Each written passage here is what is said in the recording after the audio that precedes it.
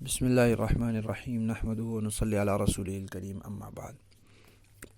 15 روزہ اسلامی عقائد کورس کے دوسرے حصے کا 8واں عنوان ہے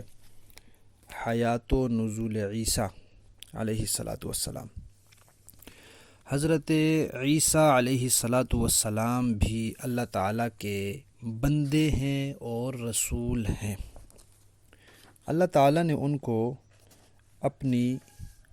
قدرت کاملہ سے پیدا کیا ہے اور بغیر والد کے پیدا کیا ہے، ان کا کوئی والد نہیں ہے۔ پھر اللہ تعالیٰ نے انہیں نبی بنایا، پھر اس دنیا میں پہلی مرتبہ ان کا جتنا رہنے کا وقت تھا وہ پورا ہو گیا تو اللہ تعالیٰ نے ان کو زندہ آسمانوں پر اٹھا لیا۔ وہ اس وقت آسمان پر زندہ موجود ہیں، قیامت سے پہلے نازل ہو کر وہ دجال کو قتل کریں گے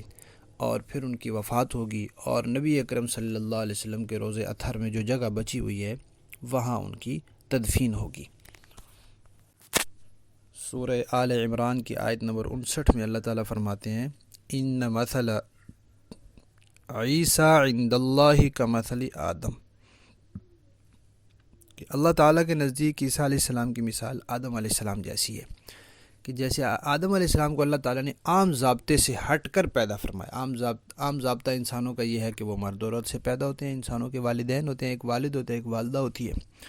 آدم علیہ السلام کا نہ کوئی والد نہ والدہ، تو عیسیٰ علیہ السلام بھی عام ضابطے سے ہٹ کر ہیں کہ ان کا والد نہیں ہے۔ اور سورہ نساء کی آیت نمبر 157 میں اللہ تعالیٰ فرماتے ہیں وما قتلوہ وما صلبوہ، اور آگے فرماتے ہیں بل رفعہ اللہ الیہ۔ جیسا کہ یہودیوں کا اور عیسائیوں کا یہ عقیدہ ہے کہ عیسیٰ علیہ السلام کو پھانسی دے دی گئی، تو اللہ تعالیٰ فرماتے ہیں نہیں، نہ انہوں نے ان کو قتل کیا نہ ان کو سولی دی، بلکہ اللہ تعالیٰ نے ان کو آسمانوں کی طرف اٹھا لیا تھا۔ اور قرآن پاک میں اللہ تعالیٰ فرماتے ہیں وَإِنَّهُ لَعِلْمٌ لِلسَّاعَةِ فَلَا تَمْتَرُنَّ بِهَا، کہ اللہ تعالیٰ نے عیسیٰ علیہ السلام کو قیامت کی نشانیوں میں سے ایک نشانی بنایا ہے۔ اور آپ صلی اللہ علیہ وسلم کی روایت ہے مسلم شریف میں کہ اللہ کی قسم ابن مریم یعنی عیسیٰ علیہ السلام ضرور بھی ضرور نازل ہوں گے اور پھر بڑے عدل کے ساتھ حکمرانی فرمائیں گے۔